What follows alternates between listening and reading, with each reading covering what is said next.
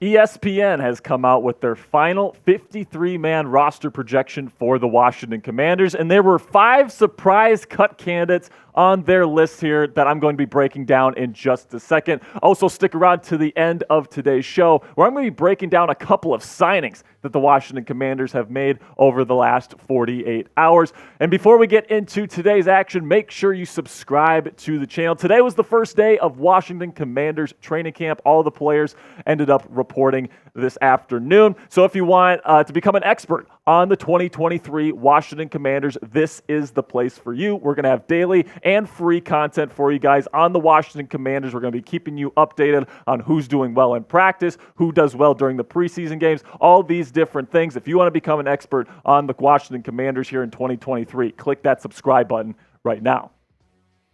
All right, so now the first surprise cut candidate that ESPN had on their final roster projection was Abdullah Anderson, the defensive interior lineman.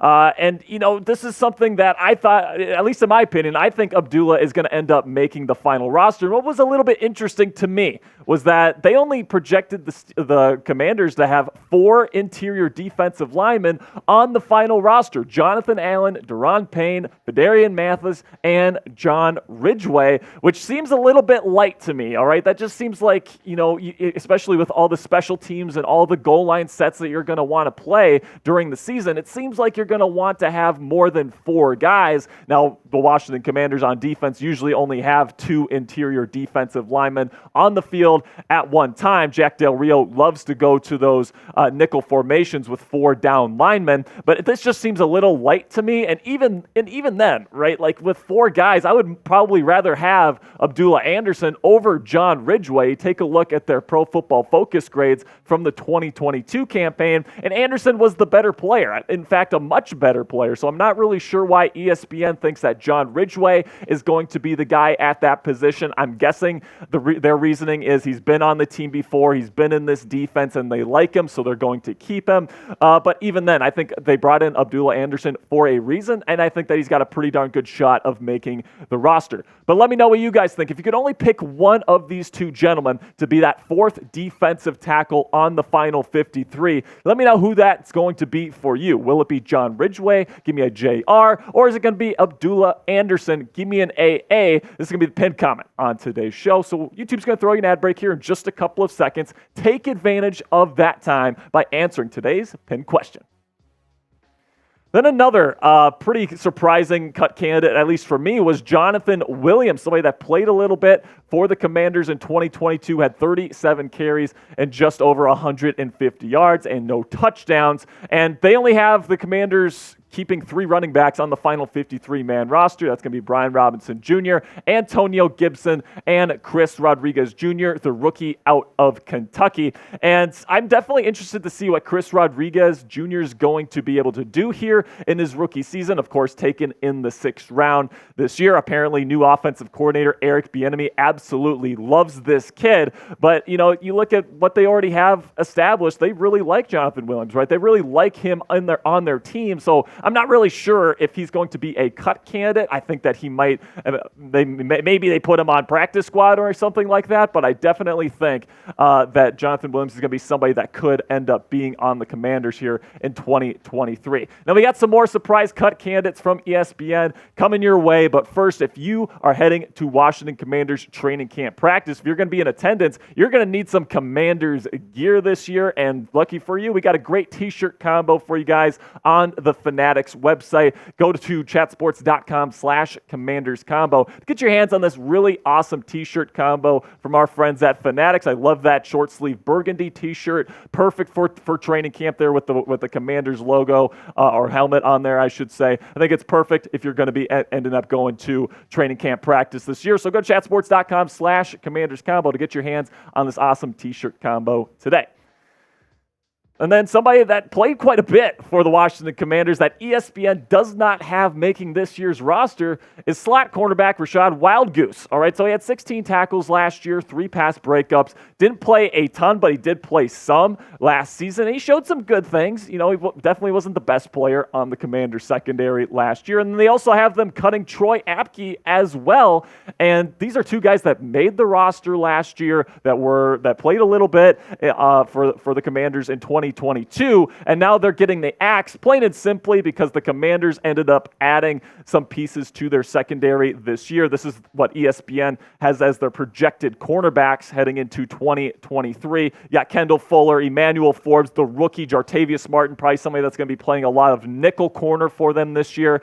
Benjamin St-Juste, one of the biggest training camp position battles I'm going to be looking for is slot cornerback. St-Juste might kick inside like he did a lot last season. Danny Johnson is another really solid depth piece, and then Christian Holmes, or at least ESPN thinks, is going to make that final roster. And now let's go to the linebacker room where they have Dejon Harris missing the 53-man roster this year. Played in 5 games for the Commanders last year. Didn't get a whole ton of action, or he was on the roster there for 5 games. But I think that he's probably a cut candidate. This one might not be as surprising as some of the other names on this list. And right now ESPN projects the Commanders to hold on to 5 linebackers. 5. Jamin Davis, Cody Barton, Khaleke Hudson, David Mayo, and Milo Eifler.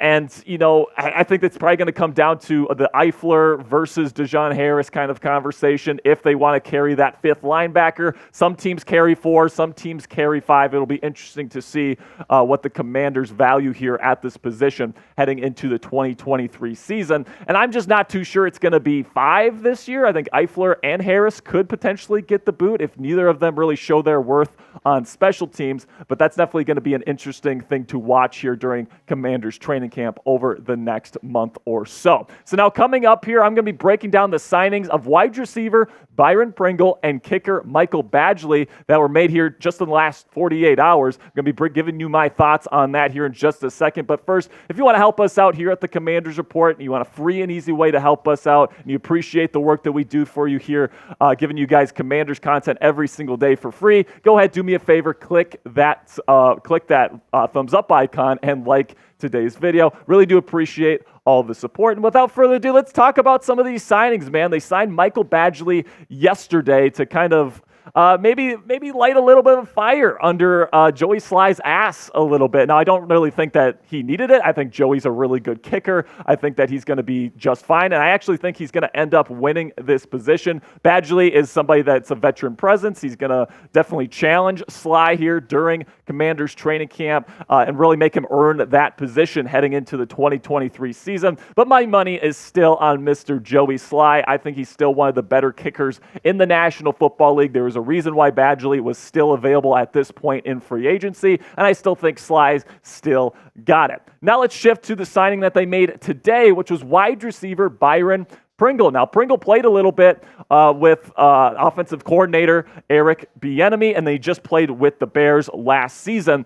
And he didn't have a great season with Chicago last year, right? Just 10 receptions for 135 yards. But he did have some success with Bieniemy and Patrick Mahomes there in Kansas City. And it's going to be interesting to see what kind of the plan is here for Pringle, because this is a really good wide receiver room. They definitely didn't need to add Byron Pringle to this group. I think it was already stacked as it is. And I think there's going to be a couple of pretty decent wide receivers that just plain simply can't make the final 53-man roster, right? Because you've got Terry McLaurin, you've got Jahan Dotson, you've got Curtis Samuel, right? De'Ami Brown is probably going to for sure make the roster, and there's probably just a couple other spots available for like Marcus Kemp, Mitchell Tinsley, Kazmir Allen. There's just so many good players in this group right now, so I think it's going to be an uphill battle for Byron Pringle to end up making this roster. He's coming in late. He's going to have to learn the playbook. Now, it's probably something a little bit similar to what he had in Kansas City, so the learning curve might not be that bad, but I definitely think it's going to be an uphill battle for both of these signees to end up making the final 53-man roster for your Washington Commanders. But let me know which one you think has the better shot